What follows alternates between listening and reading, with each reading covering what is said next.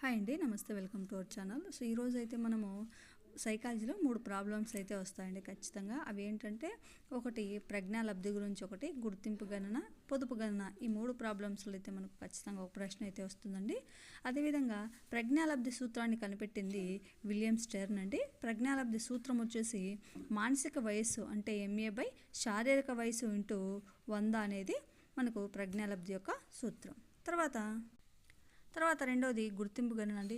మొత్తం మైనస్ తప్పులు బై మొత్తం ఇంటూ 100 లేదా ఒప్పులు బై మొత్తం ఇంటూ 100 అనేది గుర్తింపు గణన యొక్క సూత్రం. తర్వాత పొదుపు గణన చూద్దాం.